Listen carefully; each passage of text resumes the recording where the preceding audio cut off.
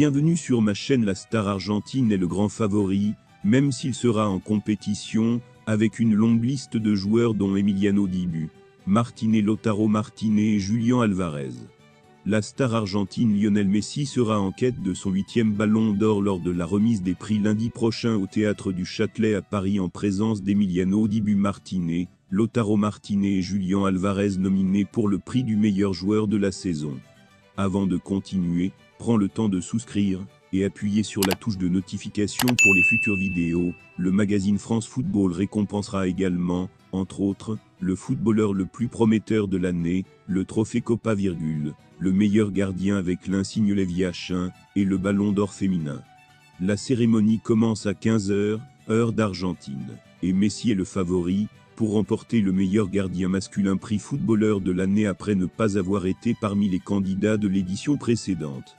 Rosario a déjà remporté 7 fois le ballon d'or en 2009, 2010, 2011, 2012, 2015, 2019 et 2021. Elle vise donc la 8e place après avoir remporté celui de 2022. Coupe du monde à la Coupe au Qatar, avec l'équipe nationale argentine. Robert Taylor, coéquipier de Lionel Messi à l'Inter Miami, s'est inspiré du garde du corps argentin Yacine Checco lors de la conception de son costume d'Halloween. L'icône argentine, sur le point de remporter le 8e ballon d'or de sa remarquable carrière, a fait une impression surprenante sur et en dehors du terrain aux États-Unis.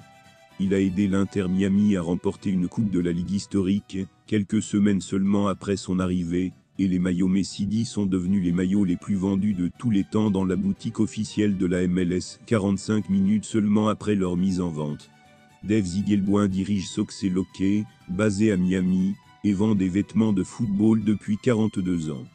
Il n'a jamais vu un tel intérêt pour Messi, mais cela ne rend pas service à ses affaires, puisque les clients ont arrêté d'acheter les maillots de la Premier League et des clubs les plus célèbres de la Liga. Ziegelboin a déclaré au Miami Herald. Maintenant, il n'achète plus les maillots de Barcelone, Manchester United et Manchester City. Ils viennent du Guatemala, du Mexique, du Salvador, du Brésil et de Colombie, pour acheter les maillots de l'Inter Miami. C'est ce qui m'a le plus choqué, un Salvadorien qui, il y a 4 mois, n'était pas intéressé par l'Inter Miami. Maintenant avec Messi, tout le monde veut le maillot de Messi. Puis il a détruit ma boutique pour tous les autres maillots de bain. Je ne vends pas de maillot de Chelsea, Tottenham ou Liverpool, je ne vendrai rien d'autre que l'Inter Miami, et peut-être le Real Madrid. J'avais beaucoup de marchandises, parce que l'équipe Inter Miami a perdu, et les marchandises ne se vendaient pas très bien, puis ils ont pris Messi et tout a changé.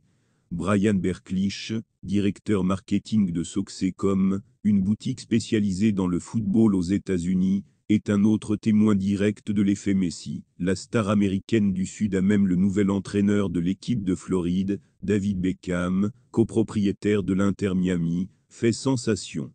Berklich déclare: avant l'Inter, Miami n'aurait pas figuré dans notre top 20, et les kits les plus vendus étaient ceux de grandes puissances mondiales telles que Manchester United, Barcelone, Real Madrid et PSG.